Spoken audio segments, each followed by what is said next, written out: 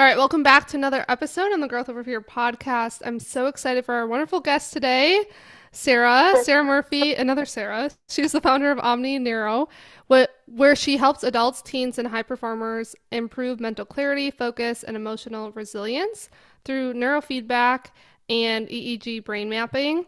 Her work blends neuroscience and performance training to support people who want to feel more regulated, clear-headed, and capable in daily life. And I'm so excited to dive deeper into this. She's so wonderful. She has a few different practices throughout Denver. And yeah, thank you so much for being here, Sarah.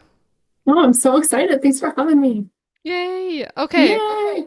So we're going to dive in about tell us more about like your background. Like what led you into opening your own neurofeedback and brain mapping clinic? Raw story is this. I ended up in a hospital and I was in the hospital having my foot x-rayed. And actually, what was hurting the worst was my head. I left the hospital without any knowledge on what had happened to my head. Basically, reversed back through. There was a drunken college accident at the University of Nebraska. I fell down some stairs and I had a broken foot. But when I went to the hospital, they didn't look at my head. They didn't see if anything was wrong. And then 10 years later, and many consequences later, because I didn't deal with this head injury, I ended up in the space of fitness competitions. And the only thing that helped my brain process and do things right was nutrition and exercise. And the minute I stopped doing those things, my brain, all of my concussion symptoms would come back. Chronic fatigue, word finding issues, sleep issues, like you name it. So I sought out more holistic care, found a neurofeedback practitioner, and she was like, "Hey, you've got a pretty bad head injury." And I was like, "Oh, that makes sense." 3 sessions later, I was feeling like a quote unquote normal human, which I hadn't felt in 13 years. And I left everything to the wolves and went down this crazy long, challenging battle to learn EEG and neurofeedback. And now we're here, three locations later, a DNA practice, and a team that supports my wings. Oh my God, that is amazing. Yeah, And how old were you when that happened? I was 22. Oh, okay. Yeah, And when did you find neurofeedback then after that? I found neurofeedback when I was 28. Oh, wow. So that's a long Mm-hmm. time Yeah, you were dealing to with live those with a head symptoms? injury. Yeah, absolutely, absolutely. Yeah, it Wow. wasn't until I was 22 that I realized what had happened. And I'm sorry, the actual fall down was on my 21st birthday. Okay. Of course. So yeah. So I hadn't even realized what was happening, but my classes were struggling. I couldn't stay awake in morning classes. I needed caffeine to get through the day. Anytime I ate, I felt incredibly tired, which now I know that that's very much so a post-concussive symptom. Yeah, so it just it took a journey for me to find Yeah. neurofeedback. I'm so lucky and so grateful that I did. I have been able to learn in the autism space, ADHD, Mm. addiction, work with first responders, trauma responses, anxiety, and now we're more in this peak performance space because we want to catch things before they become problems. Mm-hmm. Because as I mentioned, like I wasn't in a problem area. I didn't know what was happening. I didn't know why I couldn't stay awake.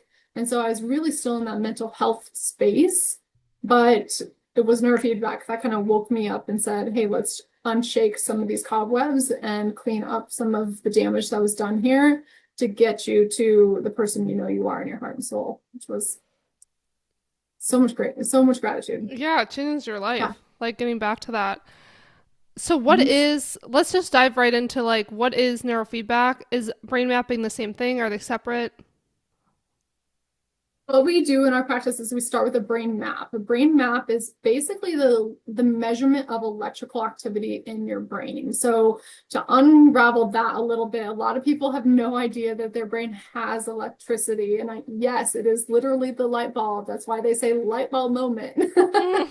right? Because your brain thinks of something that it hadn't thought of before. And so what we're measuring are all the light bulbs in your brain and which ones are turning on too brightly, which ones are not turning on at all. And what can we do about that symmetry in the brain that may or may not be happening? Everyone has some inefficiency in their brain. And so that's why we say neurofeedback's for everyone, because we can absolutely clear up some symmetrical patterns that have happened through time, through life, through eating poor foods, through traumas that have happened to us, through genetics, right? So we start with the brain map. That's a 10-minute recording of eyes closed, 10-minute recording of eyes open, and we get all this beautiful data back. And it's 250 pages. Within my company at OMNI Neuro, we compile that into about 10 pages of data to help you understand what's going on in your brain. From there, we get on a call and we discuss it. Oftentimes people call us the science psychics because they're like, I've never met you, because they haven't. They've usually been doing their brain map with my team. And then I get on a call with them and discuss what we're seeing. And they're like, oh my gosh, like this is a little scary. How does she know so much about me? And then after that, we do neurofeedback. And neurofeedback is operant conditioning for the brain, no different than Pavlov and the dog. Like even me saying Pavlov probably made you salivate a little bit. Yeah. So it's really just retraining the brain through our senses. The best way I tell people this has a compounding effect, right? So you come into our room, you sit in a comfy chair, you're checked out, you're watching a television screen. We have these little electrodes on your head. These electrodes are not putting anything into your brain. We're literally reading activity. So we're just reading what's happening, and then we reward what's happening in your brain at that time. Okay. So low-hanging fruit is like when you went to learn how to do a cartwheel, right? And your mom was watching you, and you did the cartwheel and you fell the first time. Did mom say anything?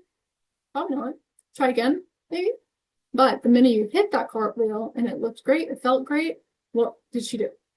Her eyes were bright and she was like, oh, good job, Sarah, right? So she gave you a ton of feedback, visual, auditory, probably tactile with a hug, right? And that's the same thing brain neurofeedback's doing, is we are rewarding the brain through senses, which is how you've learned how to do everything from eat directly out of the womb to learn how to cartwheel to learn how to read a book, right?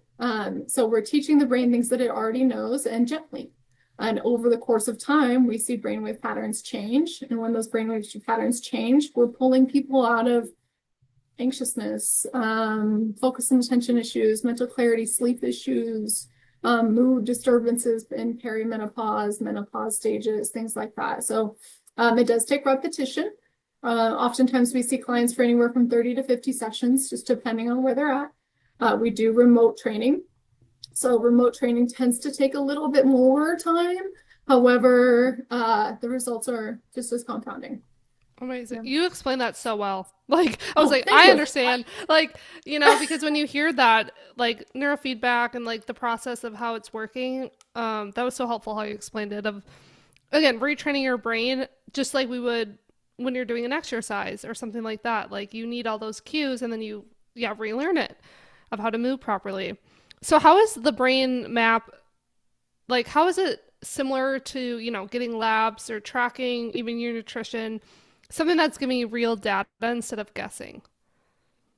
Well, this is one of my favorite questions, right? Because in the world of mental illness, we see psychologists for the behaviors, and our behaviors are purely perspective based, right? They're based off of what we perceive ourselves as being and or showing up as, right? And it would be amiss for me to say that my brain works perfectly with my body and my body works perfectly with my brain, because they don't. Sometimes they separate themselves. Sometimes they come in alignment when they want to.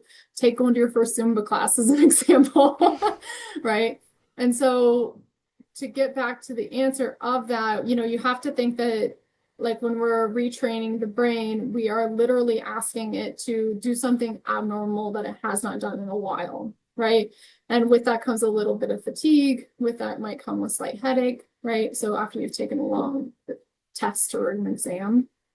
So what was the question?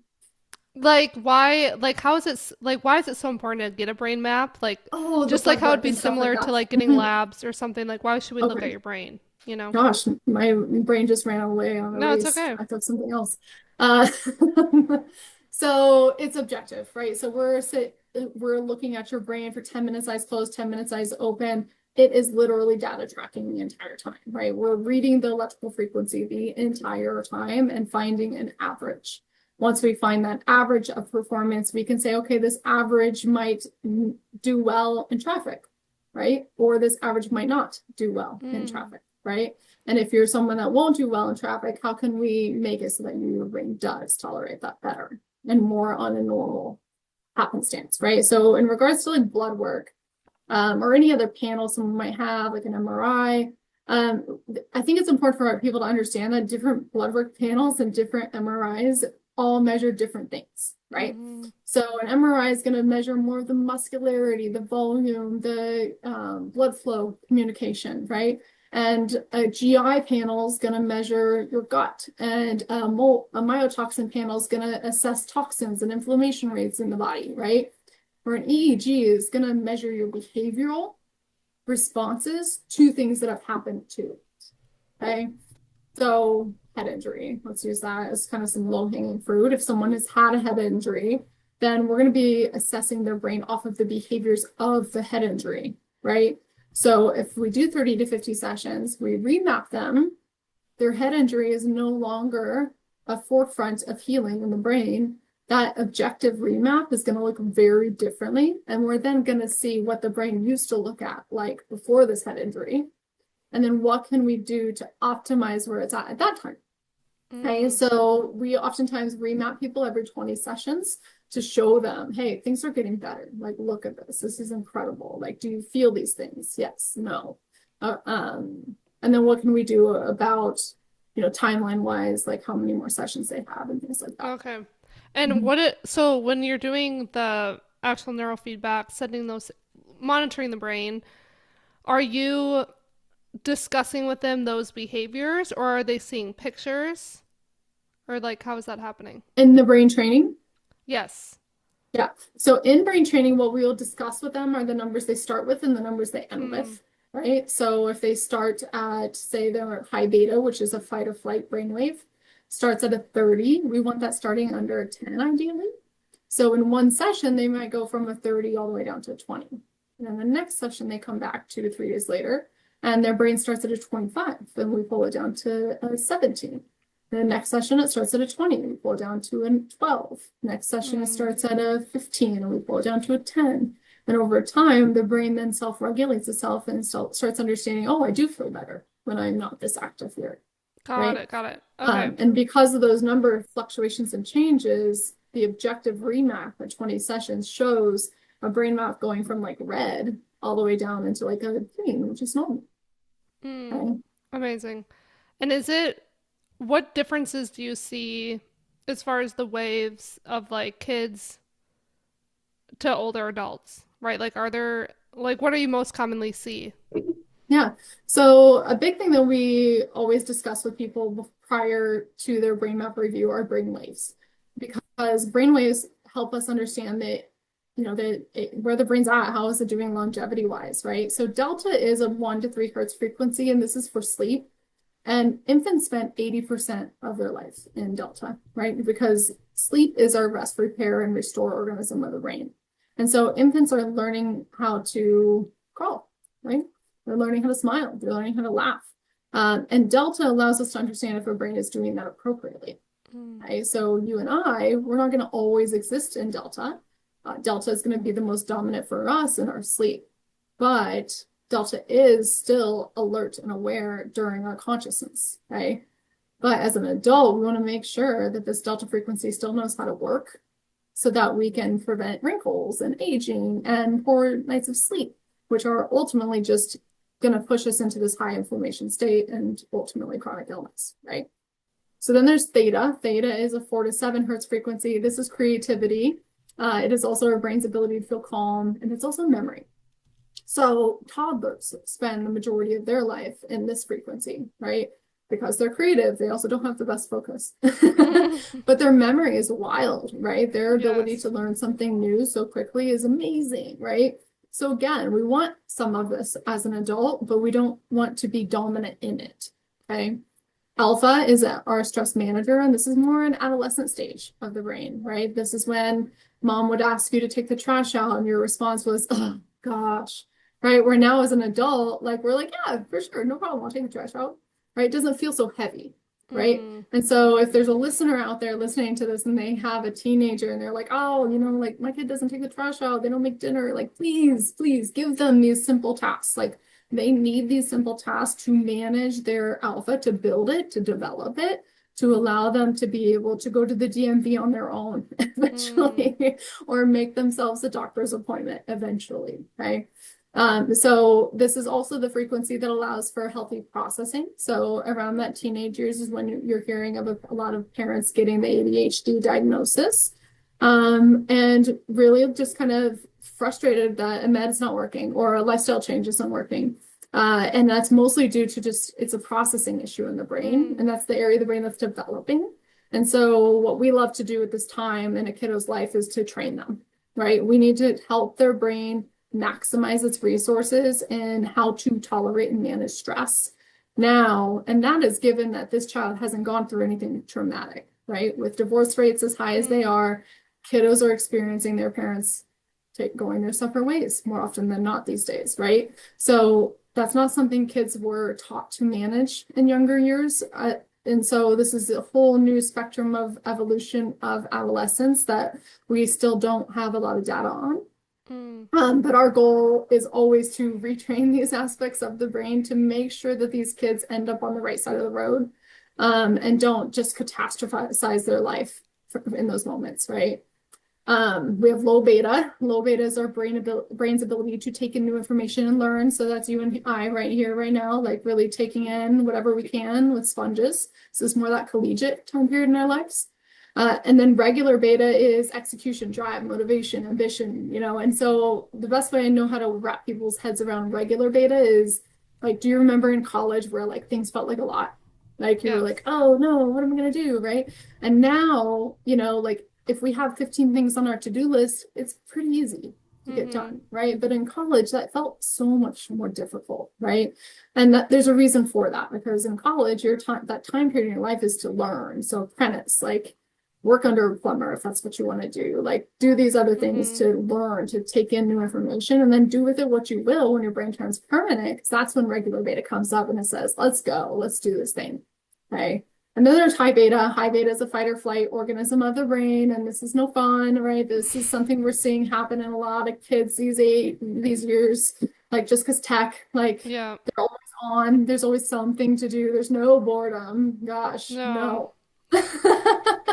And so we're seeing high beta come up in a lot of people. This is where like you and I kind of connected because we talk about a lot of women our age that are dealing with cortisol issues and adrenal fatigue. Mm-hmm. And it's because their body and their brain has been stuck in this like fight or flight of go, go, go, achieve, achieve, achieve for years. Mm-hmm. And let's face it, our little human bodies have not evolved to this really fast-paced world quite yet. And so that's where neurofeedback comes into play to kind of catch everyone up. Yeah. Yeah.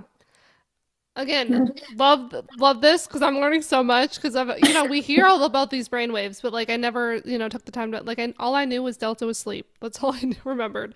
But how going back to like the ADHD, the alpha brainwave, how much of that, because I think you're right, like that's a big part where a lot of kids struggle with focus and yeah, a lot of focus, attention. So they get that diagnosis, medication isn't working as well.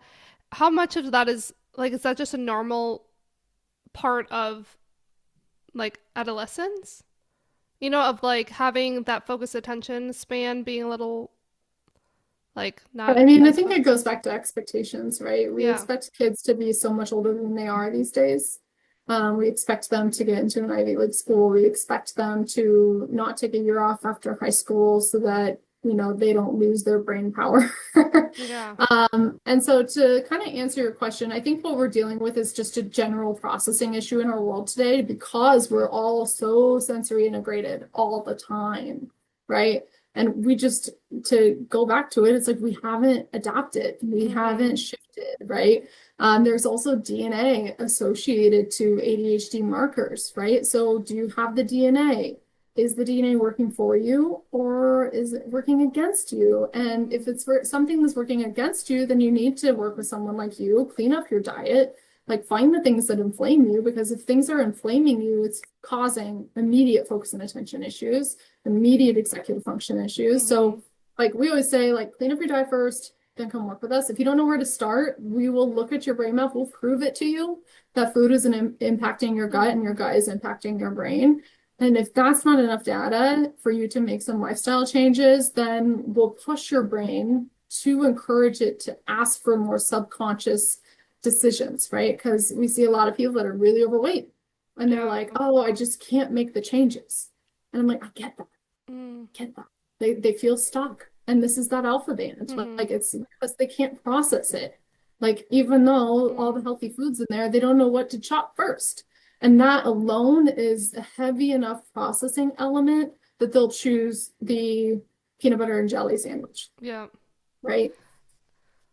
So how important, so I assume like we want them, is it fair to say like we want all these brainwaves to be balanced when you're an adult, or how, like, is there a higher percentage we want for a certain wave?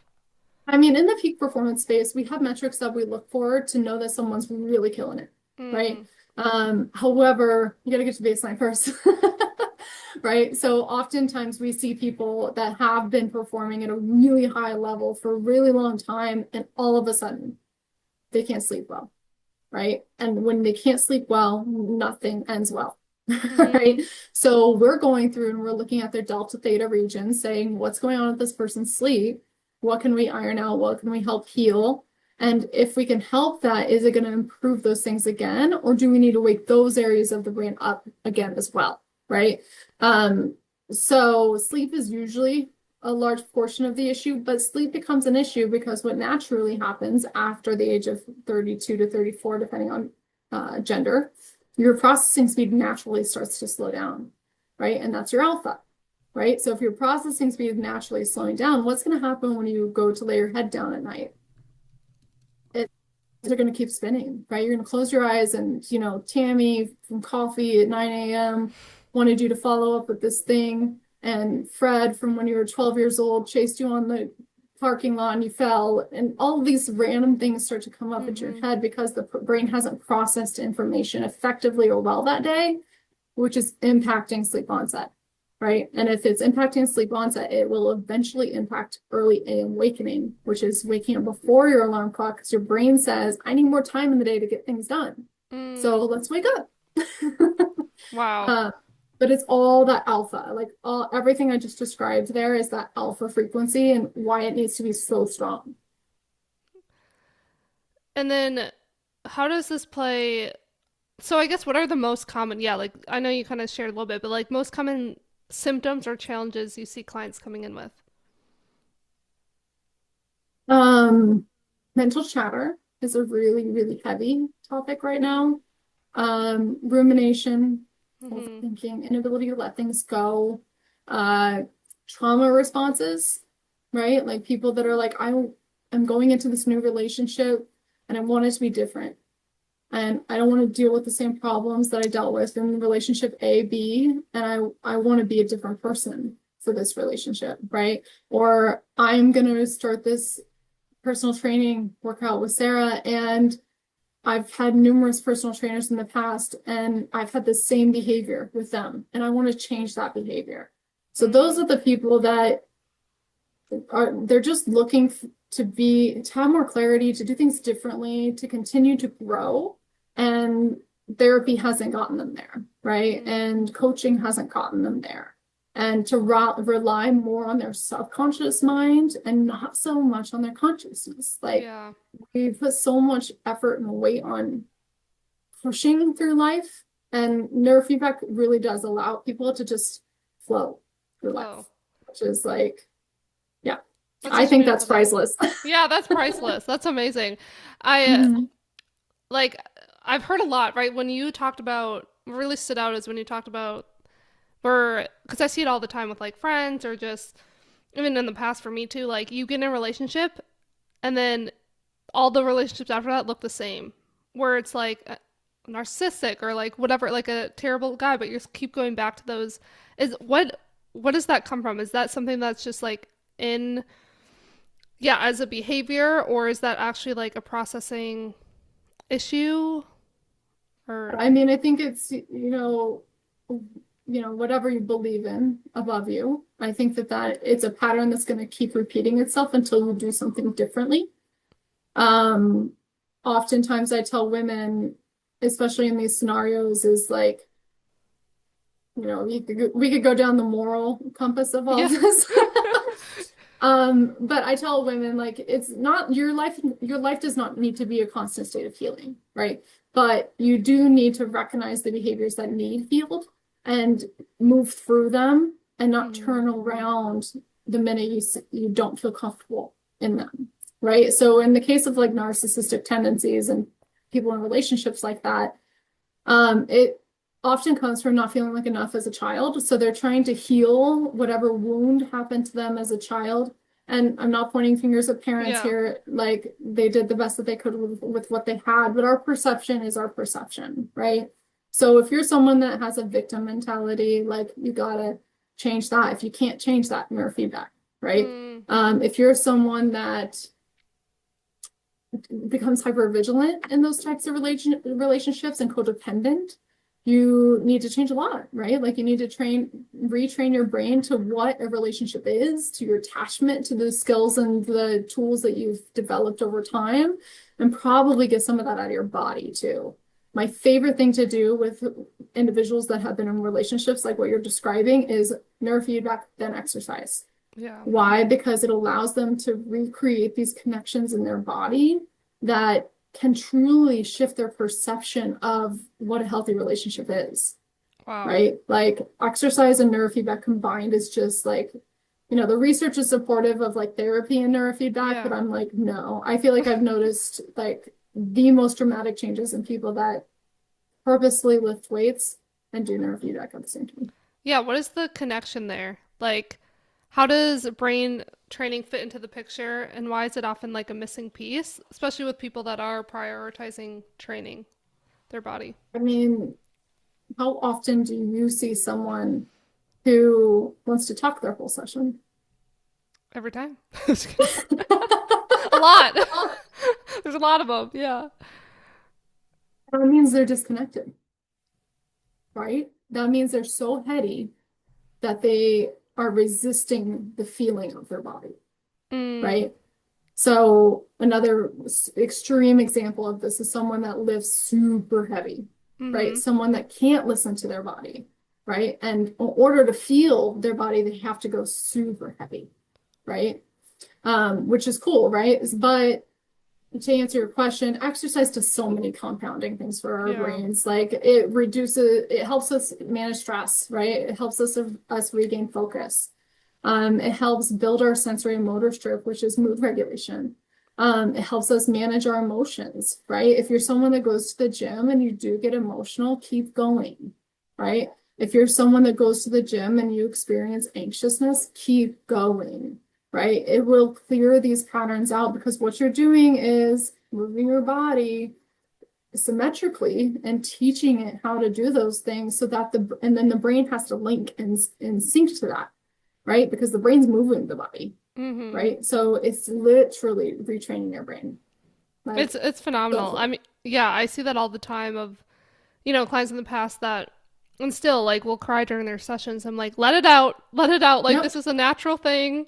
Yep. You're moving through trauma. Like, there's so Yeah. many connections between our brain and our body, but also just emotional trauma stored in our body. Like it fascinates me how much exercise can really help with all of Yeah. that. A big one too, Sarah, for you, and I'm sure you've experienced a lot is people with social anxiety, right? Mm-hmm. Like, and they are not going to gyms. They are not stepping in. They're not going to see a personal trainer because they're scared, they're anxious. Like, and these are the people that really, really, really, really need to go. Like, because their life would be unlocked if Yes. they could move past that, right? 100%. Like, and exercise can do that for them. So, like, Mm-hmm. that's usually like if I get off a brain map or review with someone and they're like, yeah, we can't really just afford your services. I'm like, okay, cool, that's fine. Like, but you need to do these three things. Yeah. Okay. And these Yeah. three things are free.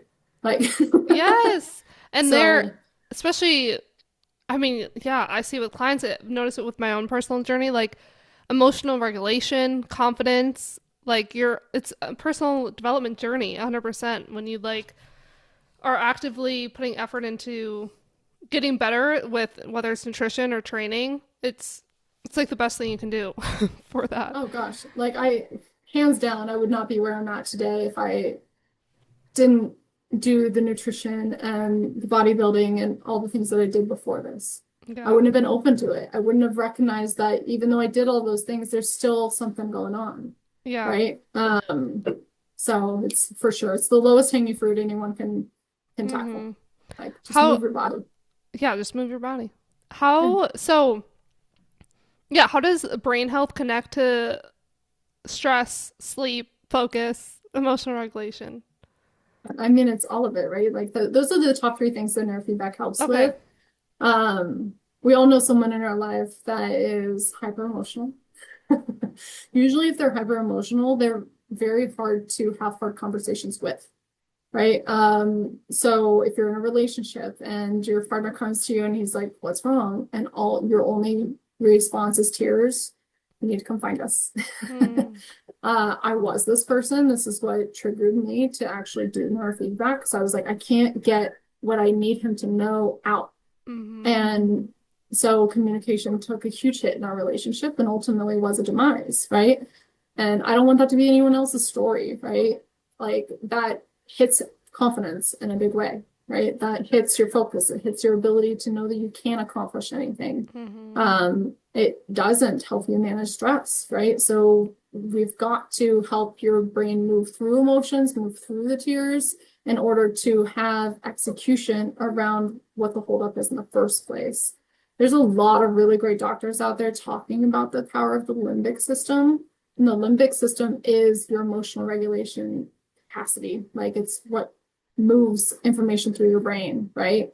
And so if you don't have a strong limbic system, it will be a roadblock for anything in your life, right? So if you can't hold space for others, if you have tinnitus or headaches, or if you have a history of head injury, or have social anxiety, or just have a really flat affect all the time, like these are all symptoms of the limbic system, Mm, right? If you can't get up and go work out, if it's like literally like pulling yourself out of bed to go do those things, like that's a jammed up limbic system because that's your motor movement too, right?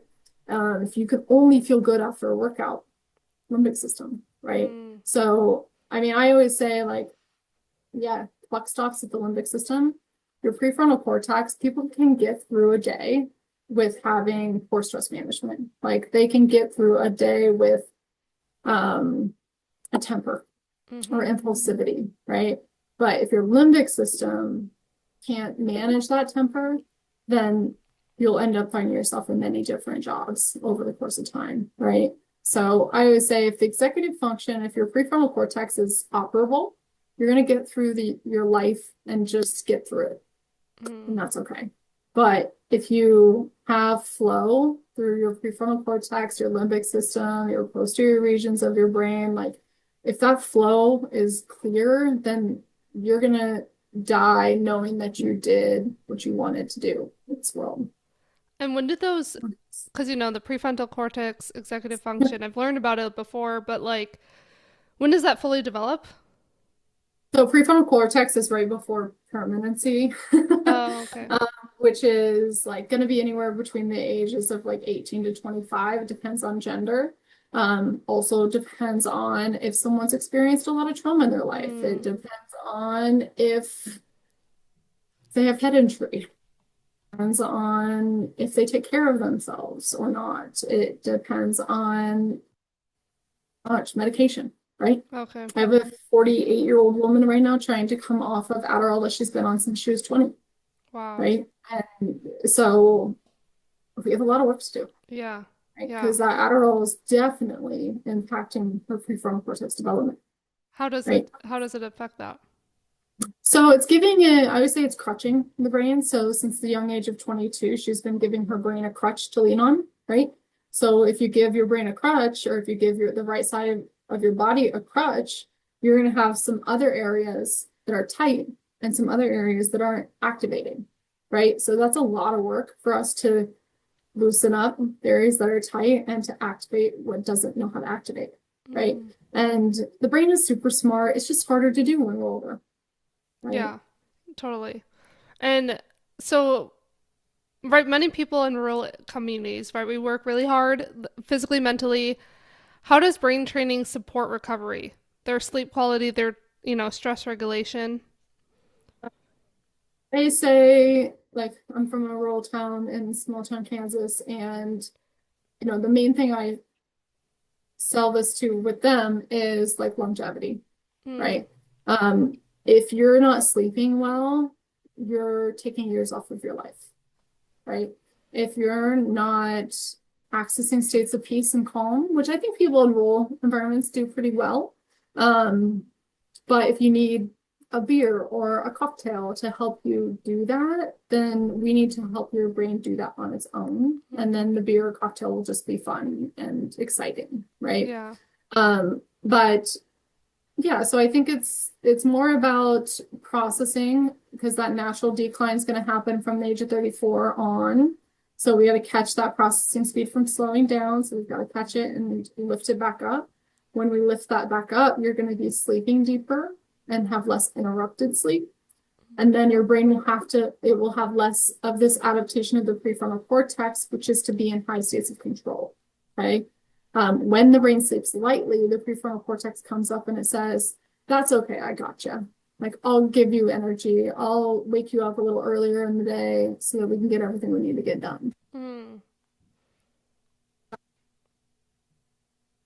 Staying down, then sleep is going to be fine, right? When I first did my original brain map, they were like, oh, you have a pretty bad head injury. You sleep really poorly. And I was like, no, I sleep right. And they were like, no, you don't. And I was like, yes, I do. I can fall asleep anywhere. And I was like, and I can sleep for 12 to 14 hours. And they were like, that's a problem, Sarah. And I was like, it is? Like, it was always mm-hmm. like a running joke and like a pat on my back that I Yes. could sleep anywhere. Well, it's actually a significant problem. Mm-hmm. And I was still waking up tired, still falling asleep in my morning classes, right? So if 9 times out of 10, like what's wrong with the brain is usually sleep. Yeah. That Answer makes a your lot of sense. questions. I mean, Yeah. there's another thing to be said about people are the opposite, where they're like, I sleep 5 hours a night, 6 hours, and I feel fine. I feel great, ready to conquer the day. And They genuinely do. Genuinely. they what? Yeah. Sorry. They probably genuinely do feel Oh, fine, right? yeah. And some people do, right? My brain, because of head injury, it just isn't one of those people, right? Mm, But in the individuals that only need 5 to 6 hours of sleep, it's the optimization during that time, right? Like, what are we doing to optimize that 5 to 6 hours? Like teenagers right now are staying up way later than we always ever used to because they're gaming, right? And parents are like, oh, I just don't know what to do. Like, like I don't want to be that parent that goes in there and turns yeah. things off and like they hate me. And I get that, right? But so what can we do in the 6 to 7 hours that they do get, right? Because these teenagers should be getting 10 to 12, Mm-hmm. right? So we've just got to optimize the delta theta frequencies in the hours of the day that they do get this sleep, especially when it comes to like these kids that are athletes or want to be athletes, especially from rural environments. They want to get out Yes. and they want to play pro. But they can't do that if they're not protecting their sleep. There's no way. 100%. Yeah. Yeah. And that's a lot of, like, I've learned recently with, like, I mean, we're learning more and more about our brain, right? And how impactful it is, especially in terms of, like, what you're eating, what you're putting in your body, and how, right, there's foods that are going to be inflammatory and causes inflammation, which causes neuroinflammation and gut Mm-hmm. inflammation. Like, a lot of people don't realize, like, your brain is also impacted by that inflammation. Um, yeah. And yeah, leads to, you know, mental, even mental issues or just like processing or, anxiety, stress, like chronic illness, like it can go Yeah. all over. Yeah. Yeah. I mean, a quick test to that too, Sarah, is like if somebody went a month without having any sugar, like artificial sugar, Yeah. right? And then they were like, okay, I'm gonna go have some ice cream, right? Because they haven't had them forever, they're gonna get 2 scoops. Okay. In an hour, how do they feel? Right? You have to get rid of and reintroduce to realize how it's truly impacting you, right? You and I can sit here and say, gosh, I'm so mad at these people that get to eat McDonald's every day and they feel fine. Because we haven't had McDonald's in 15 years, right? And then the minute we have McDonald's, we're like, oh, yeah, like, nope, can't do that again. Mm-hmm. But we're upset at them because they can. But what they don't recognize is that they can't and they shouldn't. Mm-hmm. And because they've just been repetitive, the system's used to the toxins, and eventually those toxins will become a big issue, Yep. right? Where for us, like we notice the small symptoms Mm-hmm. because we're aware we have not consumed these things for X amount of time, and we've been aware of what it feels like when we do reintroduce. Yeah, Right? that is so important for people to hear because that's something I talk about all the time with clients is when you'll notice the effects when you do take, month or even a few weeks of eating clean, eating whole foods, you'll feel that impact once you start eating. Yeah, you go to McDonald's or fast food, you're like, oh my God, it feels like crap. I feel shitty, Mm-hmm. and but when people are used to how they're living and what they're putting in their body, it's just that's their normal. They're new, like you get used to what you're, always doing. How does, sorry, go ahead. Hospital. I said, and they're normal, we'll eventually put them in the hospital, Yes. right? Yes. Because they don't know what doesn't feel good. Yeah, that's why I love having these conversations because we put up with so much like as human beings. We're constantly bombarded, especially today with so much stress and we don't realize it. Like we don't realize like when you take a step back until you start feeling better, like, oh my God, I was chronically stressed all the time, go, go, go. Didn't have any downtime. And now when I do, like, oh, I can feel how much more calm my day is, how much more I'm able to tackle and get done and focus. And yeah, we want more people to feel that way because it is possible. Yeah, 100%. And it's like, yeah, and then people will say to you, I'm sure you get this a lot because I do. Um, well, what do you do then? What do you mean, what do I do? I relax. I read a book. I take a Yeah. book bath. Like, You just chill. You just be where your yeah. feet are. And it is a hard concept. Like looking back when I was really chronically stressed, it was so hard to just sit still. Like it was so hard. I couldn't even meditate. I couldn't even breathe. Like just focus on my breath. I was like, what do you mean? I can't do that. Like this is uncomfortable. But Yeah. people have to realize like it's a practice, it's a skill. Repeat Mhm. what you repeatedly do, you become, right? Like you'll just like with anything, when you first work out, it's super hard and super uncomfortable and super challenging. But the more you Mhm. go, the easier, easier it becomes. And so I always remind people, especially when it comes to that, like the state of calm and doing nothing, it's a practice. Like it is a fine line of like, you're not forcing yourself, but you are kind of letting yourself be uncomfortable Mhm. and it'll get easier. Like it's just, I think people just have to, and again, that's why neurofeedback, I think, could be a helpful Yeah. tool for those people, correct? Yeah, absolutely. I mean, that's what it's doing, right? Is we are teaching your brain to get out of the discomfort faster, right? So if somebody feels anxious, we're teaching their brain to get out of that discomfort faster. That's it. Like literally, right? Can you still go from a 0 to 10 anxiety threshold? Yeah. But if you go to that 10, you're coming right back down, right? Yeah. If you go to that 7, you're coming right back down. If you go to the 4, you're going right back down. Like you're not getting stuck in it. You're not spending 10 minutes to 5 hours to weeks in it. You're moving away from it because it's not serving you. But Mm-hmm. you are human. You are going to feel things, and we want you to feel things, right? To go back to kind of like what you were saying around like behaviors, right? So it's like Yeah. if you're stuck in a habit, what we oftentimes teach people to do is replace. Don't get rid of, replace, right? So if you are someone that watches 2 hours of television a night, okay, cool. Let's start with watching an hour of that on the Peloton, right? Let's start with watching that, show, like I want you to watch that right when you get home instead of right before you go to bed, Mm. right? Like replace it, adapt it. And then once you adapt it, you kind of win this little confidence dopamine hit of, oh, well, I can change it again, right? Mm. And then they continue to win these little wars, right? And once you win the little wars, you can win the bigger war of saying, now I want to listen to my intuition, right? And I want Yes. to understand what all of this means to me and what that feels like to me. Of course, neurofeedback helps people do these things faster, but speaking to a rural environment, like if you can't afford something like this, like you're not lost.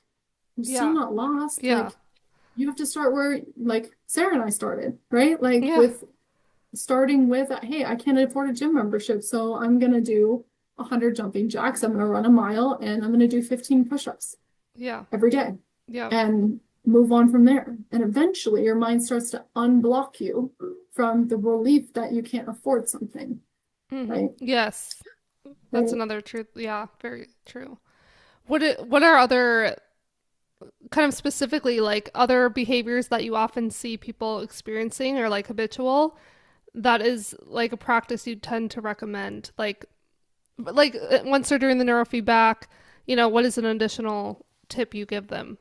Like, is there another example like that? We do a 3-2-1 rule for sleep. So 3 hours before bed, we say stop drinking. I'm sorry, 3 hours before bed, stop eating. 2 hours before bed, stop drinking. 1 hour before bed, turn off your screens. If any of those feels impossible or hard, flip them and just kind of play with what does feel easy to you and then adjust it accordingly, right? Why? Because this sets the brain up to be able to repair itself when you're asleep, right? Mm, If you have to break up your family dinner time, right? If the kids don't get home till 8 o'clock and that's just when you eat, like that doesn't mean that has to be your story. You can still eat at 5 o'clock and sit at the dinner table with your mm-hmm. family, right? So there's a lot of these little BS obstacles that we say, oh, I can't do that because of this. Yes, you can. You absolutely can. And it's going to be okay. And people are going to see that you're choosing what you need in order to give longevity and more years of your life to your children, right? So there's always a way. There's always a Always a way. way. Yeah, and I Mhm. love that you said that. Like you can control that. You can, even though it's going to be different. Like that's the thing. It is a change that you're making, but you're still able to like focus on what you control while still being present for, yeah, like if it's sitting at the kids table, with your kids, like you can still do all these things. It just might look a little different. And that's where sharing with your kids, like that's what I love about, certain parents that do educate their kids on this is why I'm doing it this way.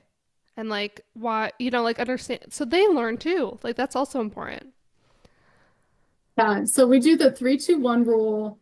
Obviously, nutrition is huge for us, right? So if you're eating sugar before bed, it's got to stop. Other things people do to self-medicate, we ask for resilience and resistance on. So this is going to be like the famous thing of doing edibles before you go to bed. Marijuana use, obviously, this is Colorado talk. And just making sure that you're set up for success and not reducing mental chatter through self-medication, and that you're actually filtering through it. So if you are someone with high mental chatter, you've got to write it down. You've got to get it out of your head. And I'm not talking on your phone. I'm talking write it down. Your to-do list needs to be in a drawer next to your bed. Write it down. If anything comes up in your head in that hour before you go to sleep, it needs to be on that piece of paper before you go to bed. Mm, Another big tip we give is or suggest is silence. It's not something that people in the city access a lot, so we do encourage people try 10 minutes of silence, doing nothing, just stillness every day. If you need to start with 2 minutes, work your way up to 5, work your way up to 10, eventually get to about an hour. mm. I always say, like, our grandparents used to sit on their front porches drinking tea and watching cars drive by, like in a That's so rural true. town where maybe two cars drove by, right? Yeah. And that was their access to a frequency called gamma. And gamma is this really beautiful brainwave that can help your brain heal. So if you're someone that has struggled with mental illness or a head injury like myself, or anything that's been cognitive and heavy, stroke, something like that, sitting in silence is going to be everything in regards to your ability to transition out of that identity. Wow. That's something I did not know. An hour is a long time. I'm For like trying to silence, think. yeah. I'm like, I don't even think I could do that.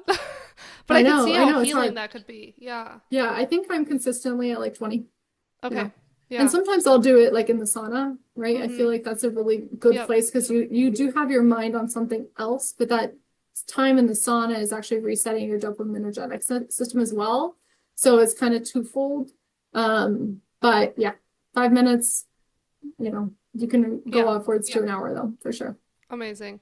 And I Yeah. want you to share a little bit about the DNA because I know you do some like DNA testing. How can share about that, and then how can that help you dial in nutrition, supplements, training, so you're not just, again, wasting your energy, your time on these things, and like what may not work for you.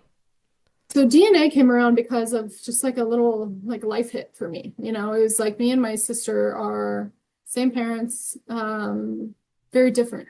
We look alike, but we're very, very different people. And I feel her and I see her and I'm like, we're not that different, but there's just something that was different about us. And so as I've been in the neurofeedback field for 10 years, I quickly realized that people needed more than just neurofeedback and brain mapping. And DNA was like this beautiful blanket to like help everything seal together and make us feel all cozy and warm, like we're taking care of everything in the brain that we need to.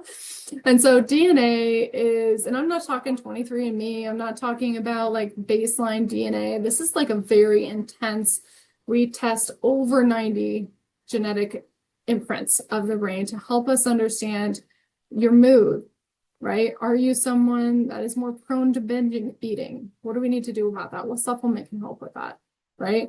What life task can you avoid in order to not have that happen, right?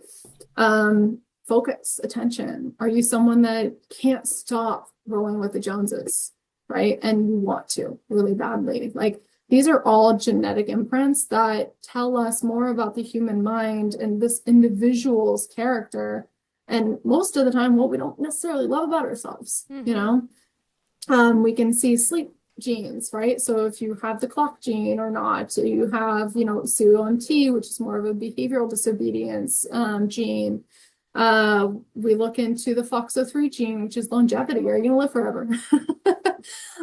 We can see the APOE gene, which is like the Alzheimer's, right? So if somebody has this gene or has it in their family somewhere, that is a prime client for us to see because we want to hack it before it becomes a problem. Mm. We can see memory disturbances in the brain map that allow us to help prolong or to shift that 5-10 years away, right? With that, we do mood and behavior, we do what kind of exercises are you actually supposed to be doing, right? Like Mm-hmm. they showed me, they were like, stop doing so much cardio, do 3 to 4 days of heavy lifting days and you'll lose weight. I did that and I lost 9 pounds. Dang. Like, yeah. I still do cardio for heart stuff? Yes. Yeah. But Yeah. at the end of the day, it was like compounding to know like everything my trainers in the past have told me. But I finally was like, oh, okay, there's some data to this. I'll trust it. Oh, by the way, I can have carbs. Had no idea. And it just kind of helps you understand your genes and like what to look forward to. So I'm going into perimenopause. It told me that I'm not a candidate for HRT because of the way my estrogen absorbs into my system. It's just not something that I should look into Oh, doing for wow. myself. And so I'm going to naturally optimize my hormones as I get older, right? Dang. So it saves me a lot of money to not go Yes. see an HRT specialist to say, let's try this and then let's try that. And then the damage done by trying things, Yep. right? Tells you inflammation, right? So are you someone that's more prone to celiacs? Mm. Right? Are you more prone to lactose intolerance? Are you someone that should be vegetarian? Are you someone that should just eat meat? Who knows, right? Wow. But the DNA allows us to kind of unpack the truth that is really truly all you, right? Yeah. It's like the full encompassing unit of it, right? And then you work with people like you to optimize what you learned in your DNA, That is right? like very thorough. That's like It's an crazy. amazing, that's amazing. Like Mm-hmm. again, to like stop the guesswork and actually, like, I love labs. I love data because the more, again, to know your individual, because we hear all this stuff on social media, do this, eat this way, Yeah. exercise this way, like it's so like so overwhelming even for someone in this space. And a DNA test, I could understand how beneficial that would be for so many people to understand, yeah, what your genes are looking like, how you can shift your lifestyle and make some changes so that you're optimizing it and not just, like trying to fight something that isn't supposed to work for you. How many times, Sarah, do you deal with like really hungry people that are like, I want change, I want change. And then Sally says, oh, well, when I take ashwagandha, I feel much calmer. And then she tries it and it does nothing. But now she's Yes. $40 down the hole because she tried the supplement that somebody else recommended. Well, wouldn't it be nice to know if your DNA would respond to that supplement before Mm-hmm. purchasing? Dang. Oh, 100%. It saves you so much money. I Yes. know. So is that so that's a test you offer, right? Yeah. Um and then someone goes over those results. Okay. Our Cool. DNA is 13.99, so that comes with it's a little saliva test that goes to your door. That saliva test goes to our labs. Our labs get we get all your data back, and Dr. Talia and I basically sit down and we say, okay, here's the beautiful algorithm of this person. What behaviors do they need to avoid? What lifestyle changes do they need to implement? What supplements are going to help with these things? Cool. And it comes on like a little 10-page report. So I would say like there's the last 3 pages are the behaviors to avoid, lifestyle changes, and then the supplements. And then also labs. So sometimes your DNA comes back and it is going to suggest other labs to be Mm, done, right? And that helps you go to your primary care and say, hey, can got you it. run this lipid panel on me, right? To help me understand if I am deficient in vitamin D, Hmm. right? So they get those 3 little pieces of paper. I say, put them on your fridge, put them somewhere you're going to see it every day, so that you can start to self-regulate some of these behaviors and then see how they feel. So they have that 90-minute call with us to discuss those results. And then in 12 weeks, after they've started some of the supplements, made some of the changes, they're going to get on another call with us to just see how they're feeling, what changes have they made, and have they noticed an impact. A lot of women with bad periods are noticing incredible results. Ooh. Acne is usually something that's going on with their DNA. Like their DNA is not supporting their gut. And because of that, like the gut is telling the skin, I don't feel well, Yep. right? Yeah, so there's a lot to it. Like it tells Dang. you if you're gonna get like gray hair early, wrinkles, like all the things. All the stuff we don't want to know, but also we need to Yeah, know. Like we need to I know. know It those was like things. you're more prone to cellulite. And I was like, I know this. I love that. TMI. Thank you for sharing about that. I think that would help so many, like way better. Like that is something we all need to know compared to just getting like normal blood work. You know what I mean? Like something that can really optimize no matter what age you are, truly, which is I cool. mean, unfortunately, with the medical system we live in, you know this. It's like if it's covered by insurance, it's probably not the answer, Yeah, unfortunately. which is so Um, sad. yeah, it's just not detailed. It's not everything you need to know, unfortunately. Hmm. Yeah. What's one misconception people have about neurofeedback? Um, mhm, that's a great question. What is one misconception people have about neurofeedback? Is that we're putting EEG into your brain, that we're changing you. We're not. We are rewarding behavior. We are never saying, no, don't do that. We're always saying, good job, stay there, Mm, right? That it's intense and that they feel bad. It's not true. If you're not feeling good after every session, then your clinician's doing something wrong. okay. Um, if you, yeah, yeah, I mean, it's Yeah. like that's pretty much it. Like our success rate here is really, really high, mostly because we do look through like that functional lens Yeah. of saying what's a root cause to maybe what's happening here. Mm-hmm. But overall, like, yeah, you can look at our Google reviews and listen to Yes, some they're stories of amazing. people. They're Yeah, yeah. amazing. And I love So, how, again, your approach is very holistic in the sense that you're also, talking about their nutrition, what their exercise, even just their stress, like lifestyle, you're understanding all of that. And that plays a huge role to their results too. So I love that you guys do all of that too. What kind of changes do clients typically see? Like, or report, like often first? yeah, so first 5 to 10 sessions, clients are usually reporting sleep improvements, better stress tolerance, and improved mental clarity. Uh, Decision making, there's this big thing called decision fatigue that 99% of us deal with now. That usually cleans up too. After around session 10 to 20, that's when they should be getting the results they came here for. So if they came and they're like, oh, I have terrible word finding or my memory issues, around that 10 to 20 session mark is when they should really be noticing those things. And then we're really letting the concrete dry on the 5 to 10 in session marks improvements. So sleep, mental clarity, stress management, resilience.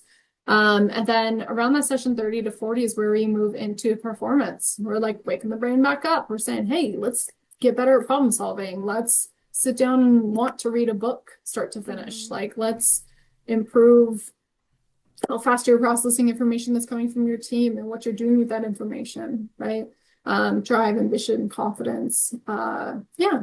So Amazing. it's a timeline of Yeah. events that have to happen, but Yeah, mhm. that's amazing. Is there a client story or transformation that stands out to you that you've had?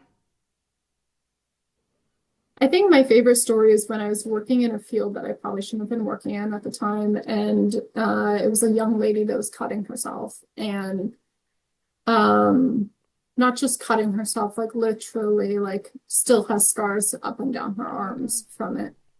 And her family came from a lot of addiction. And so her brain was kind of addicted to this sensation and this feeling. And she was on 3 different medications, in and out of intensive care units. Um, just like nowhere anyone would want their daughter. And she now comes in, no medications, sleeps perfectly, has an incredible job. She's doing so well, hasn't cut in 5 years, has a boyfriend with a promise ring. Oh, And like, I just see her and I want to cry every time because I'm yeah. like, she oftentimes forgets how far she's come. And I have to remind her, I'm like, girl, you have the scars to prove it. Like, that life was really hard for you Yeah. and now it's not, Wow. like Oh my just God. so cool. She's doing so well. I couldn't be happier. Like, yeah, she's become like a little sister of Oh, that's mine. so sweet. And so, oh Yeah. my God, that poor woman. I'm so glad she, yeah, is Yeah, feeling and so that's an much better. extreme case. Like we don't work with Yeah. those types of cases anymore Yeah. because they're a lot. But like more on the performance side, like I just love it when someone comes in and they're like, we work with a lot of professional athletes. My favorite story is that I had this athlete. He was in the NFL for 5 years prior to coming to see me. Every year he was out injured though. Came in to see me, trained his brain for about 6 months in the off season, had another 6 years without any injuries whatsoever. And so people Wow. don't understand that the brain is so connected to your body and it will shut your body down if you're not listening to it. What had happened is this athlete had lost his brother in a shooting. And ever since that traumatic event, his body was saying, no, I can't do this. I can't do this. I can't do this. I can't Oh do my this. God. And so we had to like pull his brain away from the felt trauma and the emotional regulation that we talked about, and to be able to see that he had the capability to move his body efficiently. Dang.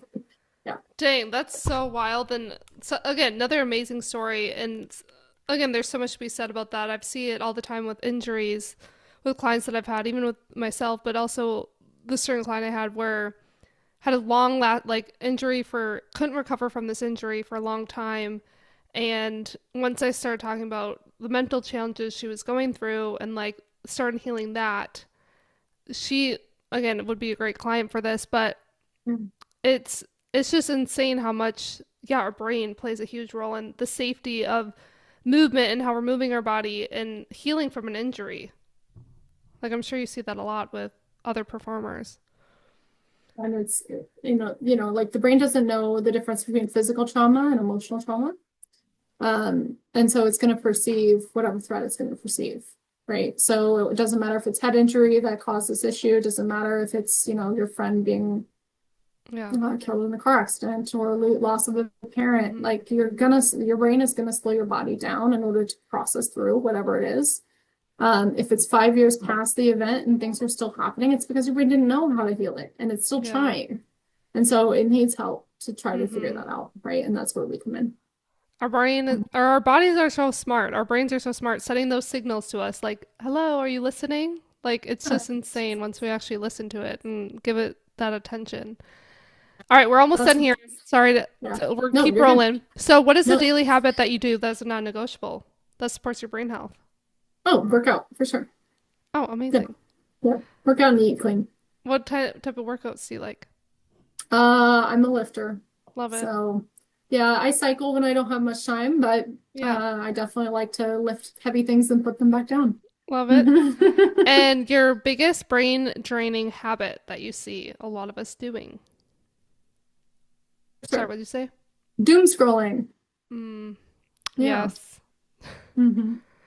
And why is that so like detrimental? I mean, I know, but you know, Oh gosh, it's scientifically. just we're rewarding ourselves with easy dopamine, and that just doesn't allow for like critical thinking. It doesn't allow us to enjoy the journey anymore. We want to get to the result instead of enjoying the journey, and Mm, that caters into this high threshold for desiring sensory information. It just doesn't allow us to ground. Like everything that we've talked about before, all of this, right? Like if you can't sit in silence, then yeah, you're probably doom scrolling too much. 100%. And it feels so good not to like once you take a break, like there's certain weekends where I'll just not have my phone at all, and oh my God, like you think clearly. I'm like, this is Yeah. what I need to do during the week. Yeah, absolutely. If only our businesses weren't ran on them, right? Yes. Is there something people overlook when it comes to stress in the brain? Overlook, yeah, they're patterns. Mm, Meaning, like I had a brain map review last week, and the gentleman, I was walking him through it. I'd never met this guy before. And I was like, oh, like your pattern of stress management is that you'll get angry. If you can't get angry, you'll go to impulsivity. So you'll eat something or buy something. And then if you can't do that, or if you've accomplished the both of those things, you'll completely shut down and isolate. And he was like, yeah. He was like, I'll disappear for days. And I was like, yeah, after you bought the Rolex, after you yelled at your mom for doing this thing wrong. yeah. And he's like, yes. So recognizing your patterns and stopping the pattern before it becomes an issue, right? So for him, I was like, once you get angry, go work out. Like once you get angry, meditate. Once you get angry, do some breath work. Once you Hmm. get angry, do some neurofeedback, right? But recognizing your initial pattern to demise is going to be the best way to help you learn how to tolerate your stress and manage it better. Yeah, Okay. that's so true. That's so true. It's like again, retraining your brain, like retraining your patterns of your habitual, yeah, behaviors that you're doing. And I love that See you our said patterns in our parents. what? We can oftentimes see our patterns in our parents. Okay, so I learned that as a kid. My parents taught me that. They're like, whatever husband or like partner you have, look at their parents, and that's what he's like, or that's how you're gonna be, you know. And I was Yeah, like, be dealing no. with. And I can totally see it now. I'm like my husband. I'm like, we're like your parents. We're like, but you know, it's just so Yes. funny. Yeah. It's fun though, right? It's so fun.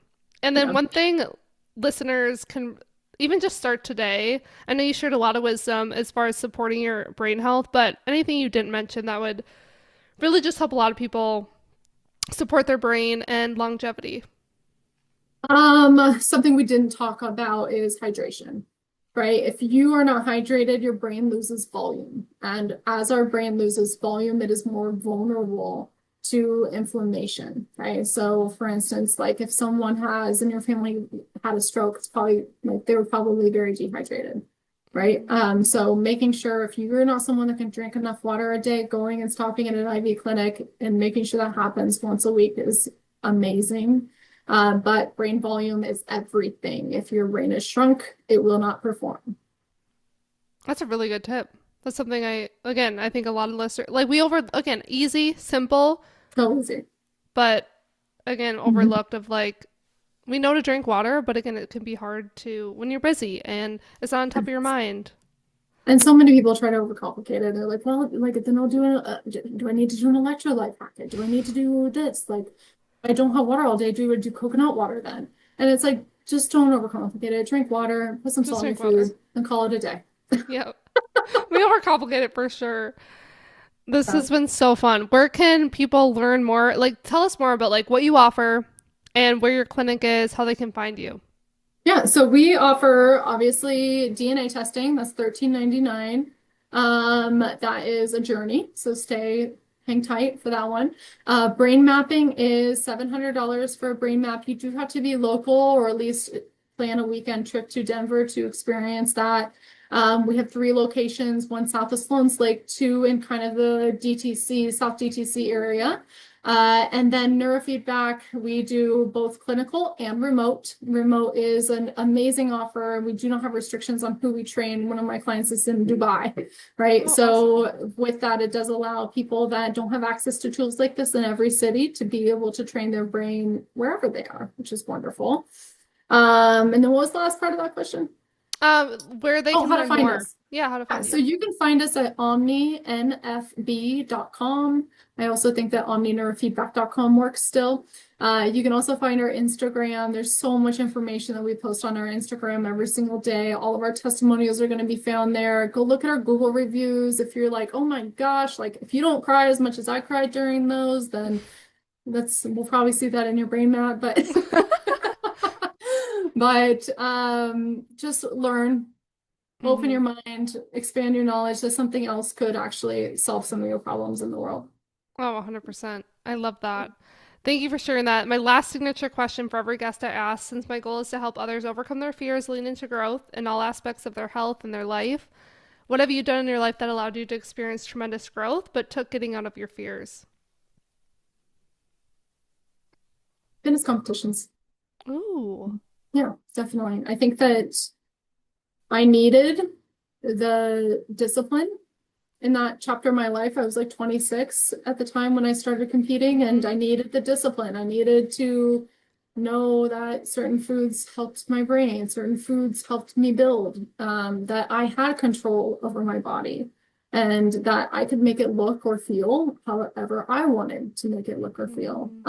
I think that that was like it helped with my confidence. It helped, like, it really did change what I knew to date that I was capable of.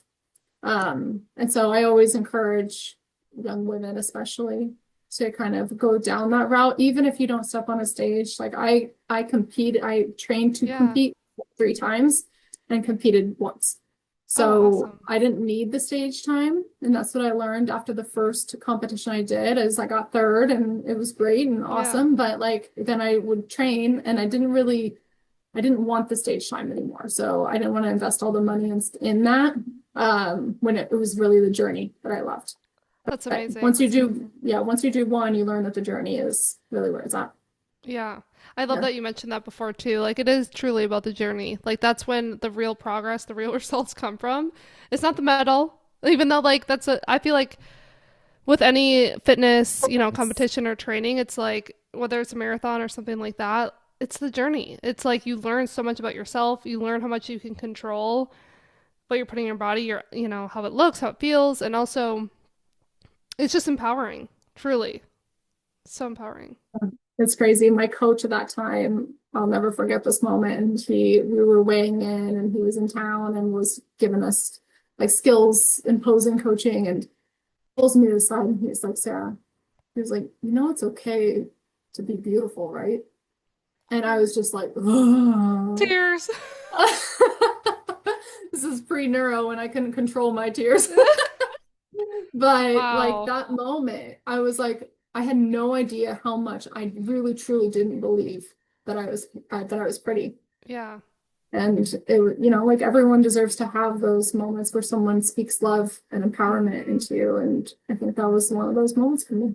That's so beautiful. Thank you Yeah. for sharing that. And thank you so much for coming on this today. It was such a great conversation. I got a lot out of it, and I know a lot of my listeners will find a lot of value and just get a deeper understanding of, yeah, what neurofeedback is. Again, I think it's slowly becoming more talked about, but I think, again, there's so much, like, you are changing lives. You truly are. Like, you're Yeah, doing yeah, such meaningful work, and that is so inspiring.